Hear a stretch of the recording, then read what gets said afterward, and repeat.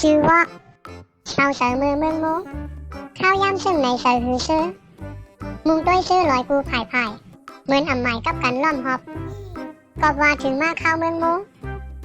ลมทุบพัดตุกเผยทองแหงตั้งตุกเสือตื้อหรือกว่าเหมือนหางเสือถึงเพยนานั่งอยู่ที่เลี้ยวก็อ่ำชาลูกกว่าตีเลยก็อ่ำมนต้นใจเช่าเงาอ่ำนี้แห้งเจอหักแป้งไปนี้ตีผูกถูกตั้งลมทูเสหายกว่าซ่อมเมืองโมไปเที่ยวหือแต้มสืบสายซ่อนเสียงเสือ